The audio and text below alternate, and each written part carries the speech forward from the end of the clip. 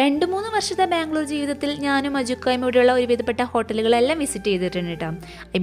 Food കഴിച്ചിട്ടുണ്ട്. അതൊക്കെ ഒരുമിച്ച് ജീവിക്കാൻ തുടങ്ങിയപ്പോഴുള്ള എക്സൈറ്റ്മെൻറ്റ്, സന്തോഷം, ഫ്രീഡം, മെയിനായിട്ട് ടൈമില്ലായ്മ, ഇതൊക്കെ അതിനൊരു കാരണമായിരുന്നു കേട്ടോ. എന്നാൽ ഇന്ന് റിയാലിറ്റിയിൽ മാറി ചിന്തിക്കുമ്പോൾ unhealthy life style, unwanted expenses എല്ലാം കുറച്ചുകൊണ്ട് നമ്മുടെ ജീവിതത്തിൽ കുറച്ച് അടുക്കും ചിട്ടയും വരുത്താൻ വേണ്ടിയാണ് നമ്മൾ ശ്രമിക്കുന്നത്. അതിന് മുന്നോടിയാണ് കേട്ടോ നമ്മുടെ വീട്ടിലെ കുക്കിംഗ് എന്ന് പറയുന്നത്. മുന്നേ നമ്മൾ ഒരുപാട് ഹോട്ടലിൽ നിന്ന് ഫ്രീക്വൻ്റ്ലി നമ്മൾ ഫുഡ് കഴിച്ചിട്ടുണ്ടായി. അതായത് ഫ്രണ്ട്സൊക്കെ നമ്മളോട് ചോദിക്കും, എവിടെയാണ് ബെസ്റ്റ് ഹോട്ടൽ, എവിടെയാണ് കേരള ഫുഡ് നല്ലത് കിട്ടുക, എവിടെയാണ് ബെസ്റ്റ് ബിരിയാണി കിട്ടുക. ഇതിനൊക്കെ നമുക്ക് ഒരു പ്രോപ്പർ ആൻസർ ഉണ്ടായിരുന്നു കേട്ടോ. എന്നാൽ ഞങ്ങളിപ്പോൾ വൺസ് ഇൻ എ വീക്ക് പോലും പുറത്തുനിന്ന് കഴിക്കുന്നില്ല. സത്യത്തിൽ ഞാനിവിടെ ഞങ്ങൾ തന്നെ പൊക്കി പറയ്ക്കൊന്നുമല്ല കേട്ടോ.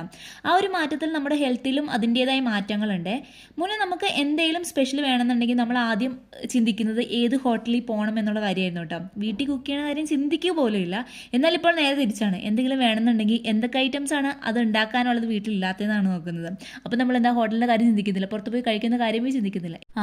കാലത്തിൻ്റെയും പ്രായത്തിൻ്റെയും ഓരോരോ മാറ്റങ്ങളെ. ബൈ ഇന്നത്തെ വീഡിയോ വന്നിട്ട് ഹോം മെയ്ഡ് മന്തിയാണ് കേട്ടോ. ആദ്യമായി ട്രൈ ചെയ്തതാണ്, എങ്കിലും സൂപ്പറായിരുന്നു. റെസിപ്പി മനസ്സിലാക്കാൻ വേണ്ടി ഈ പറയുന്ന കാര്യങ്ങളൊക്കെ ഒന്ന് മ്യൂട്ട് ചെയ്തിട്ട് കണ്ടാൽ മതി. പിന്നെ ഇതിൽ ചിക്കൻ ഞാൻ ഒന്നുകൂടി ബട്ടറിലിട്ട് ഫ്രൈ ചെയ്തിട്ടുണ്ട് കേട്ടോ.